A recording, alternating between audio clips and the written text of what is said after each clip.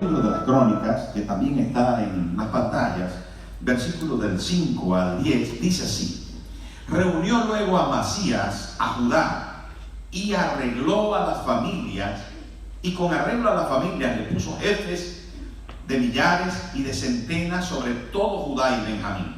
Después puso en lista a todos los de 20 años arriba, y fueron hallados 300,000 escogidos para salir a la guerra, que tenían lanza y escudo. Y de Israel tomó a sueldo por 100 talentos de plata a 100,000 hombres valientes.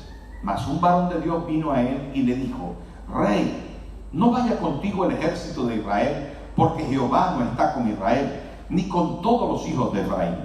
Pero si vas así, si lo haces y te esfuerzas para pelear, Dios te hará caer delante de los enemigos, porque en Dios está el poder, o para ayudar o para derribar. Y Amasías dijo al varón de Dios: ¿qué pues se hará de los 100 talentos que he dado al ejército de Israel? Y el varón de Dios respondió: Jehová puede darte mucho más que eso. Entonces Amasías apartó el ejército de la gente que había venido a él de Efraín, para que se fuesen a sus casas. Y ellos se enojaron grandemente contra Judá y volvieron a sus casas encolerizados. Amigos, las historias del pueblo de Dios son tan bonitas, tan impresionantes, y en todas se encuentra el principio básico de que Dios quiere que confiemos en Él. Es básicamente, hermano, lo que Dios quiere es acercarse a sus criaturas, a sus hijos, buscar la forma de vivir con ellos, de mostrarse un Padre bueno, proveedor, amante, sanador, un Padre de misericordia, de comprensión, no como el mundo lo plantea y tantas veces lo hemos dicho, como un Dios cruel y justiciero. No es así Dios. Dios siempre se ha mostrado para el mundo, para el pueblo de Dios, para la gente que se acerca a Él, como un Dios bondadoso, amante, un Dios que está dispuesto a perdonar, a ayudar, a dirigir, a canalizar las vidas hacia la plenitud de la felicidad, de la paz, del amor que Él diseñó para el ser humano. No se le olvide nunca que cuando Dios creó al hombre, le dio lo mejor y lo puso en un huerto. Fue el hombre que se desvió, fue el hombre que se apartó, fue el hombre que se aisló de Dios y hizo lo que Él quiso, y eso trajo como resultados cosas terribles. Y a esto se le llama en la Biblia pecado, separación de Dios. Pecado es esa actitud que nos hace estar en contra de lo que Dios dice para hacer lo que nosotros creemos en algún momento que pudiera ser bueno o no, conforme a nuestro deseo. Ahora, en este pasaje tan bonito, tan extraordinario, usted dirá, pero no le veo tanto de extraordinario, pero sí que es. Ya verá por qué. Primero, habla de un rey que tenía 25 años cuando comenzó a reinar. Así comienza el pasaje. De 25 años era Amasías cuando comenzó a reinar. Su padre había sido asesinado y ahora él se sienta en el trono con 25 añitos. Imagínese usted, un joven, un muchacho. Pero bueno, con 25 años dice que comenzó bien, no comenzó mal, aunque su corazón no era recto. Pero bueno, digamos que ¿quién tiene recto el corazón completamente? Pues nada, siempre hay alguna culebrilla por ahí en el corazón que nos tiende a desviar. No obstante, la Biblia dice que mató a los asesinos de su padre, y esto nos da el primer paso para comprender una acción del rey. Una acción mala, pues no, era el rey. En él residía la justicia. Era una especie de juez determinante para el pueblo. Lo que él decía era lo correcto, y él vio oportuno que los asesinos de su padre fueran enjuiciados a muerte. Y así lo fueron. Pero añade la palabra, mire lo que dice la Biblia, es muy interesante. Mire lo que dice la Biblia allí. Dice, y luego que fue confirmado en el reino, versículo 3, mató a los siervos que habían matado al rey su padre. Y el versículo 4 añade, miradlo conmigo en las pantallas, es muy interesante.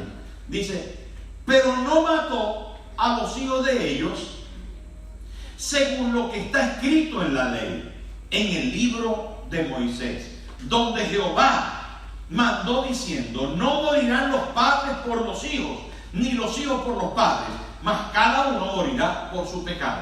Así que Amasías estaba haciendo justicia. La primera cosa que hace es con justicia, de acuerdo a la palabra de Dios que había dado Moisés. Así que va por buen camino, está comenzando bien, la cosa no va mal. Él dice, voy a hacer justicia, voy a matar a estos asesinos, pero a sus hijos no, porque la Biblia dice que no lo haga así. Y él respetó la ley de Dios, así que comenzó bien. Por lo tanto, de buenas a primeras sucede algo extraordinario, es que el hombre se envalentona. Toda la gente que está haciendo las cosas correctas, de alguna manera tiene fuerza para combatir al enemigo, tiene fuerza para poder luchar contra la vida, avanzar y crear nuevos espacios de conquista.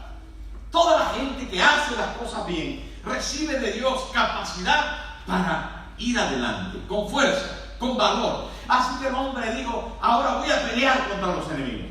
Y levantó un ejército de los que tenían 20 años para arriba, de 300.000 hombres. ¿Cuántos hombres eran?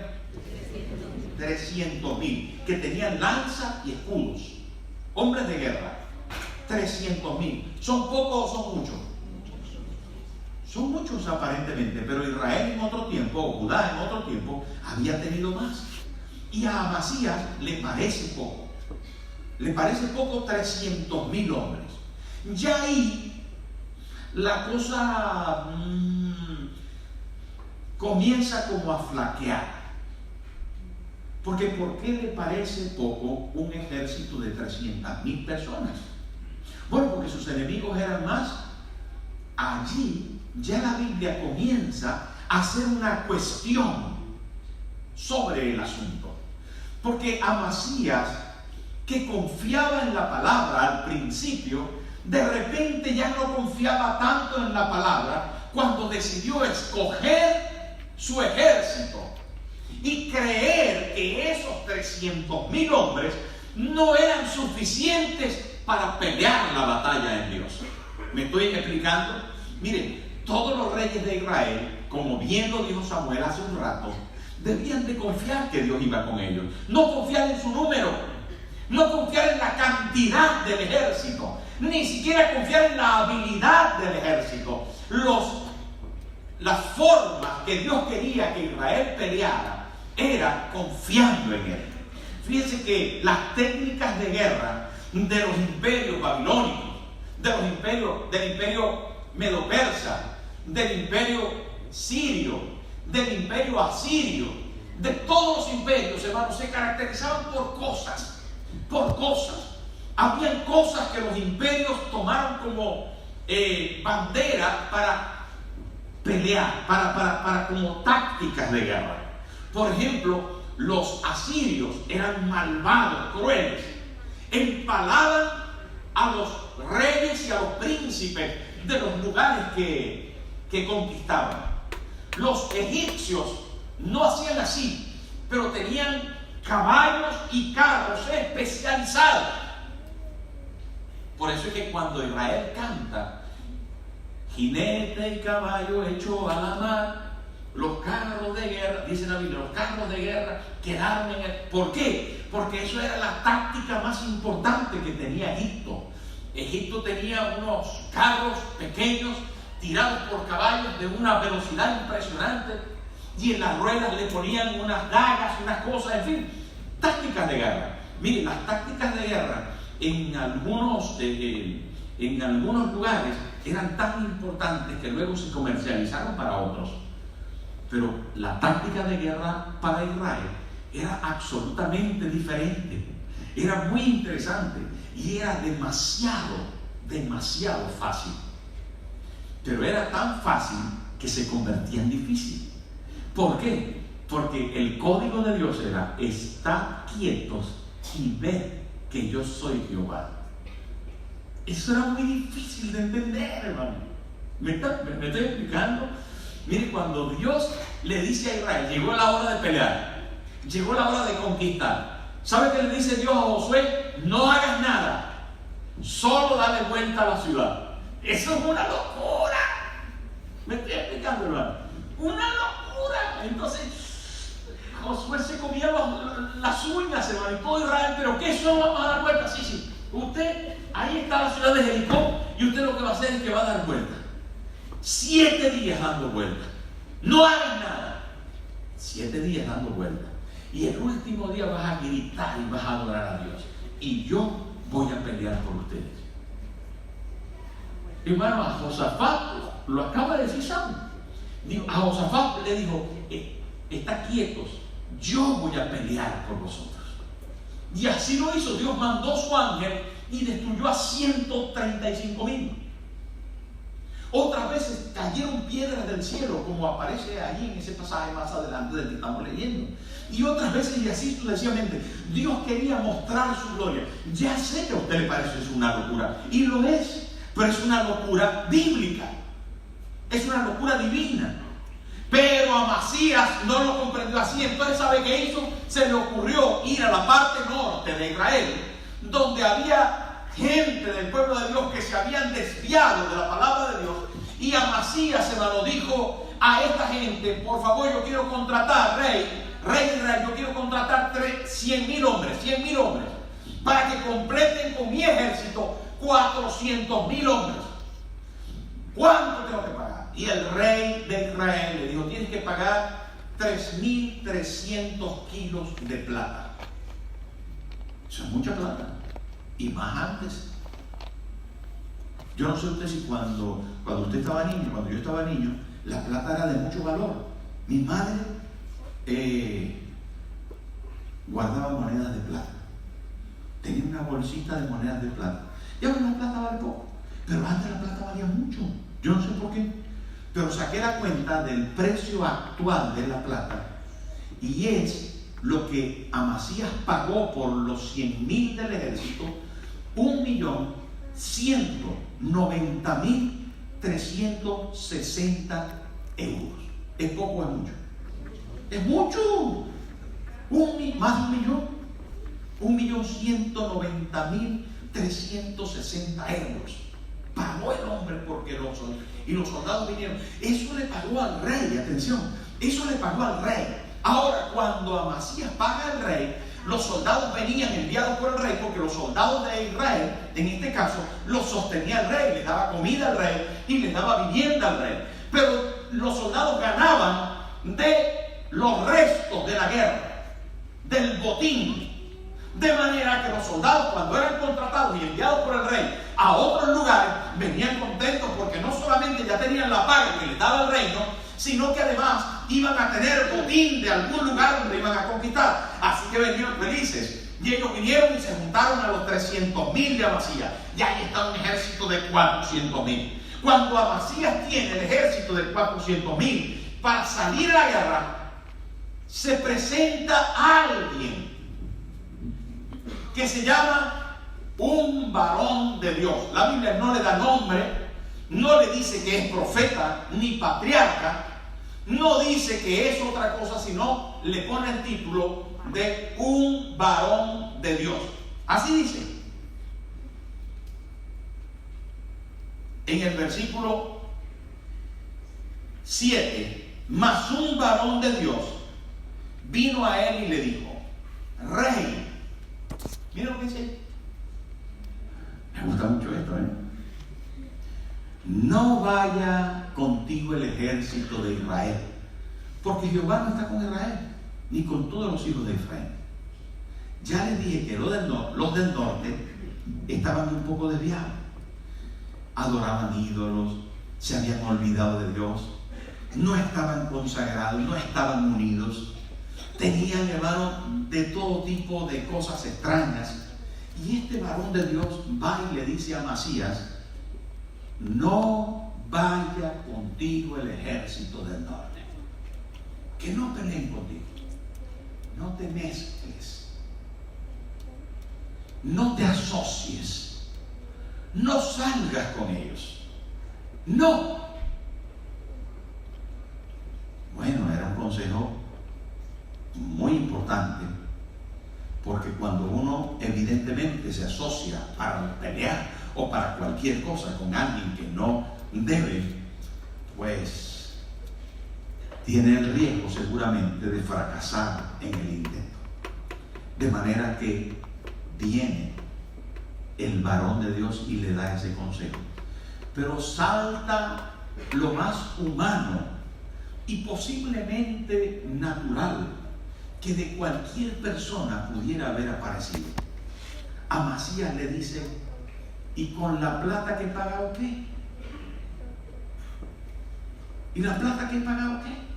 Si ya he pagado. ¿Y ahora qué? Si ya he pagado, ¿ya qué más da que vayan o que no vayan? Si ya lo pagué. ¿Saben, hermanos? Esta actitud y este ambiente, esta escena que se presenta en este pasaje, se nos presenta en el diario vivir. Cuando cometemos errores, cuando tomamos malas decisiones. La vida está compuesta de decisiones. La vida, hermano, el diario vivir está compuesto a cada momento, casi a cada hora del día. Tomamos decisiones. Y las decisiones no siempre son acertadas, pero hay algunas que son muy malas. Hay algunas decisiones, hermanos, que hemos tomado que sinceramente después nos arrepentimos. Mira, yo he oído a gente arrepentirse de cosas que a lo mejor para usted han sido las mejores de la vida. Hay mujeres que me han dicho: pastor, me arrepiento de haber salido embarazada. Yo digo: pero no puede ser. Me arrepiento de haberme casado. Hay maridos que me han dicho: pastor, me arrepiento de haberme casado. Hay gente que me ha dicho: me arrepiento de haberme metido en ese negocio, de haber entrado en sociedad con esa persona. Me arrepiento de haber hecho este viaje. Qué mala decisión tomé cuando decidí comenzar con ese negocio. Qué mal me ha ido con este asunto. No tuve que haberme metido nunca. Y es que las decisiones de la vida tienen consecuencias, positivas o negativas. Las cosas que nosotros hacemos, las cosas que decidimos, tienen consecuencias. Señores, Dios perdona el pecado, pero hay cosas que traen consecuencias. Y las consecuencias hay que comérselas con patata.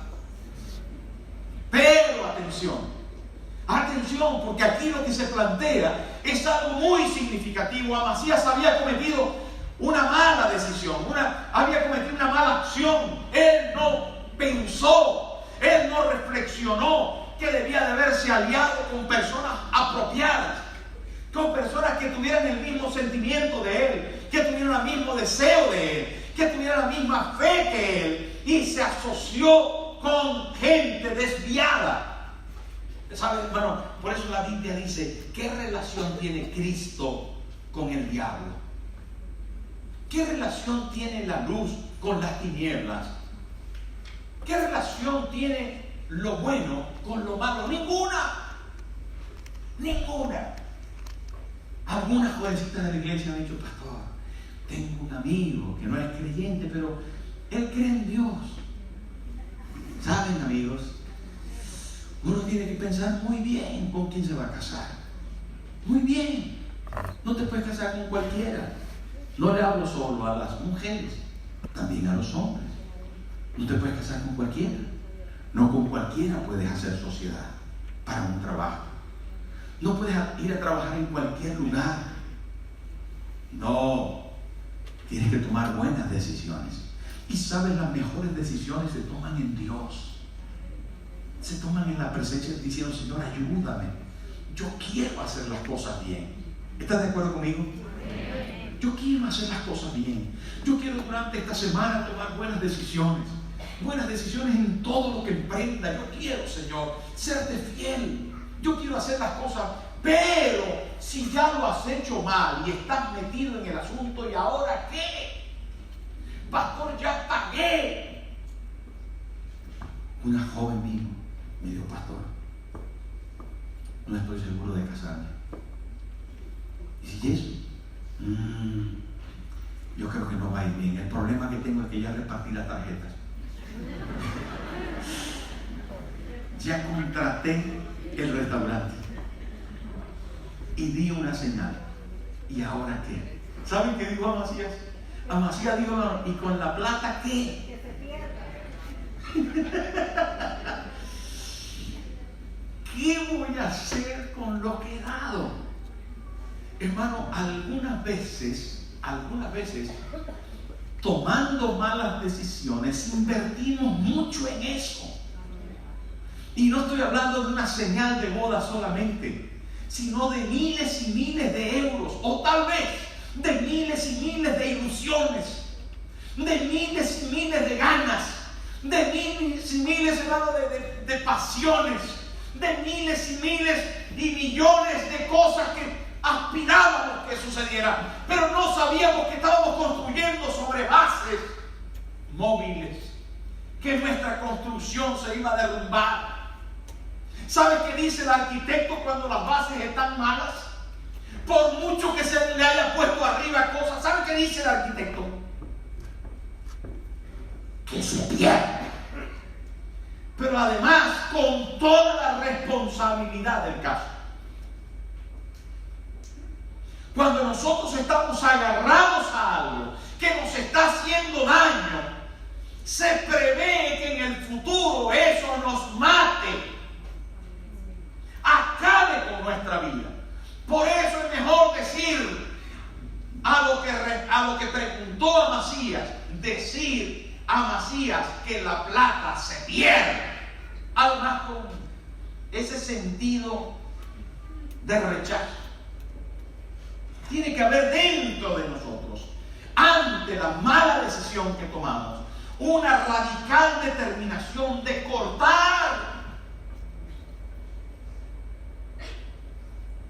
Mientras que permanezcas ahí agarrado a eso, mientras que estés atado a eso, tu vida fracasará, irá a peor, irá a peor. No, que es que mi hermana se quedó con la casa y vive adentro y esa casa es de herencia. Hermana, ¿hasta cuándo vas a hablar mal de tu hermana o de tu hermano? ¿Hasta cuándo vas a pelear por una causa que está perdida? Te estoy hablando a ti, sí. No sé para quién es, pero te estoy hablando desde el corazón, hermano. Yo quiero que te liberes, que vivas tu vida en el Señor. Yo quiero, hermano, por favor, por amor a Dios, que nos arranquemos lo malo, que no arrastremos eso. Miren, yo he aconsejado a tanta gente que les hicieron injusticias, se llenaron de dolor, de amargura, de resentimiento, de odio, de rencor, y vivieron la vida amargada. Porque un día les hicieron daño y se quedaron en el pasado, odiando aquello.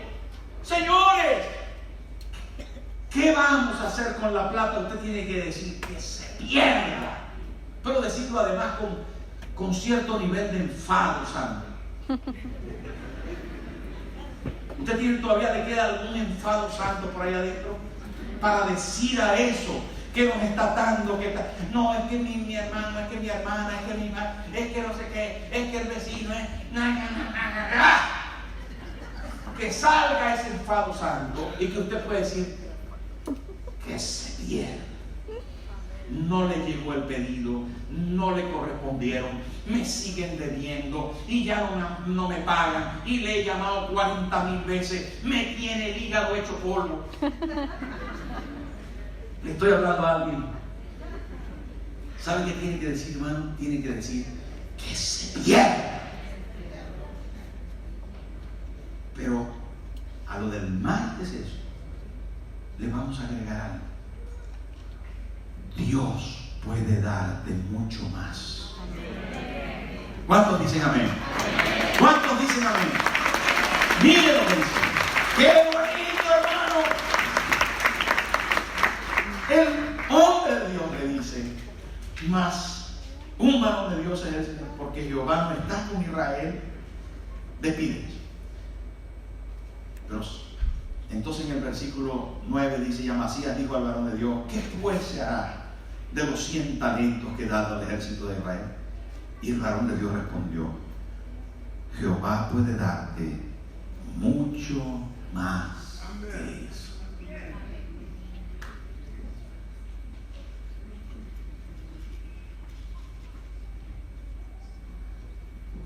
Haga así el que tiene al lado, haga así. Eso es para ti. Necesitas confiar en Dios. Y con la plata que se pierda.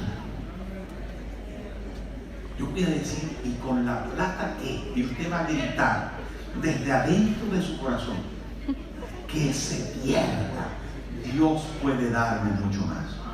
¿Amén o no? Y con la plata que se pierda, Dios puede darme mucho más. Dígalo conmigo, Dios puede darme mucho más. Hermanos, llegó la hora de creer en Dios. Llegó la hora, llegó la hora. Llegó la hora, hermano. Llegó la hora de que en justicia y ante la realidad de la vida, que algunas veces tomamos malas decisiones, podamos decir, con la plata que se pierda, Dios puede darme mucho más. Dios puede, y lo va a hacer. Y lo va a hacer. Y lo va a hacer. Y nosotros vamos a creer. Y vamos a liberar nuestra alma. Y vamos a sanar nuestro espíritu. Y vamos a quedar en paz con la persona que nos debe. Y le vamos a decir, mira, Dios te bendiga. Dios te bendiga. Me quedaste mal. Bueno, mira, yo también alguna vez he quedado mal. Te perdono. Ya está. Se acabó. Se acabó. No sigas, hermano, atado a la realidad de una mala decisión. Tú le prestaste el dinero, tú le dejaste la casa, tú hiciste esa empresa, tú tomaste esa decisión. A lo mejor te salió mal. Te quiero decir, hermano, que hay cosas en la vida que salen mal. Bienvenido a la vida, bienvenido a la realidad de la existencia, bienvenido, hermano, a las fallas humanas. Tal vez tuvimos que haber orado más. Tal vez tuvimos que haber tenido más puntería en el negocio. Tal vez pudimos haberlo hecho diferente. Y hubiésemos podido decir a mi hermano, a mi hermana, no vivas en esa casa, porque esa casa se va a vender. A lo mejor lo tuvimos que haber hecho diferente. No te quedes con el terreno. A lo mejor pudimos haberlo hecho diferente y no lo hicimos. Bueno, ¿qué pasó? No pasó nada. ¿Dónde está tu confianza? ¿Dónde está tu riqueza? ¿Dónde está tu grandeza? ¿Dónde está en ti, hijo de Dios? El Dios que te provee, que te sostiene, que te sustenta. ¿Dónde está? ¿Me estás entendiendo, hermano? Si Dios para nosotros es lo primero, con la plata ¿qué? Pero pastor, es mucho. Es 1.190.360 euros, es mucho.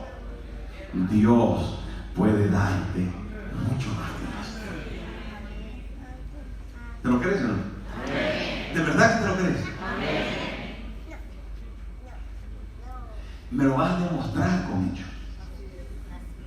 Se lo vas a demostrar a Dios en tu diario vivir. Cuando te enfrentes a esa persona, cuando te enfrentes a esa realidad, tú delante de Dios lo vas a demostrar y le vas a decir, mire, no se preocupe, dejemos así, paremos esto. Yo confío en Dios, que es mi proveedor, Él es mi sustento. No confío en las personas más que en Dios. No estoy esperando de las personas más que de Dios. No estoy creyendo que mi vida depende de Julián Alfonsín. No, hermano. Julián Alfonsín me quedará mal una y otra y otra y otra vez. Dios nunca me quedará mal. Amén. Ahora, queridos amigos, como se dan cuenta, este mensaje termina en eso, diciendo: Dios puede darme mucho más. Y mi pregunta es: ¿tu confianza en la vida está depositada en las riquezas, en las personas, en los ejércitos y en la fuerza humana? ¿O está depositada en Dios, que nos dio a su Hijo Jesús para pagar el precio que usted y yo teníamos que pagar en la cruz, y así salvarnos y darnos una salvación completa, perfecta, eterna, suficiente? Hermano, mi amigo, la pregunta es: ¿dónde ha puesto usted su confianza? ¿En el dinero? ¿En las heredades? ¿En las personas? ¿En la fuerza humana? ¿O en Dios? Dios, quiero decirle que no solamente puede darnos mucho más, Él nos ha dado mucho más que eso. Él nos dio a su Hijo. ¿Sabe qué dice la Biblia? De tal manera amó Dios al mundo, que dio a su Hijo unigénito, para que todo aquel que en Él cree no se pierda, mas tenga vida eterna.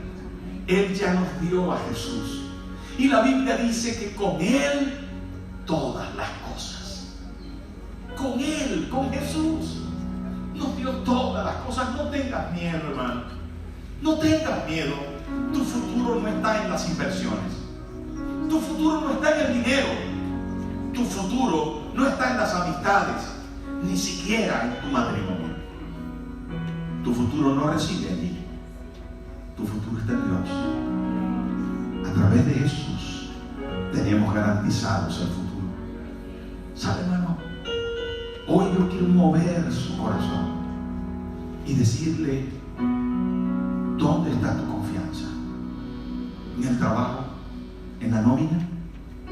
¿Dónde tienes la confianza? ¿De dónde te agarraste para tener la seguridad que al final de mes voy a pagar el piso? Para tener la seguridad que voy a comer. ¿Dónde está tu confianza? Perdiste la ruta de la fe, perdiste la esencia de la vida, que es Cristo.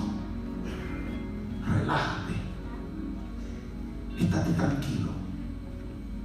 Que no sea la plata para ti un Dios de quien dependes.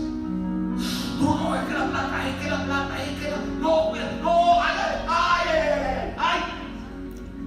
Somos así, hermano.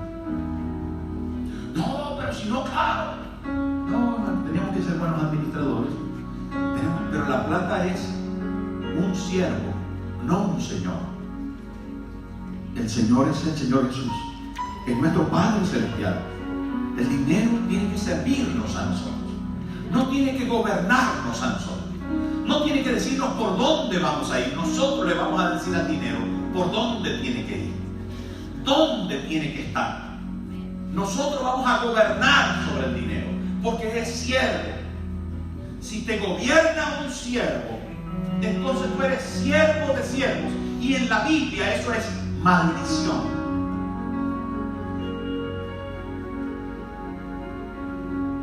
Ponte en pie, por favor.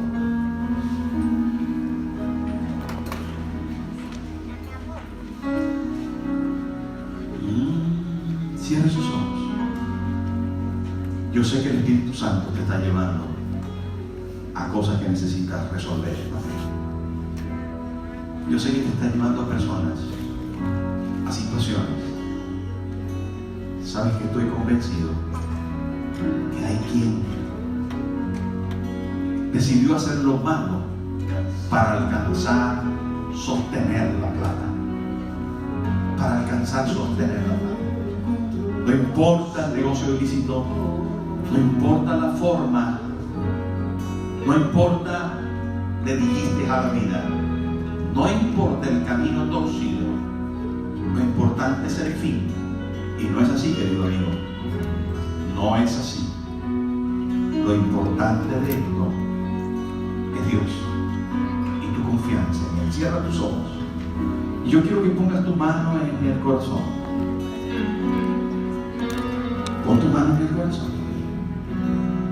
Y di conmigo, Padre Celestial, en esta mañana vengo a ti para decirte que mi confianza está puesta en ti.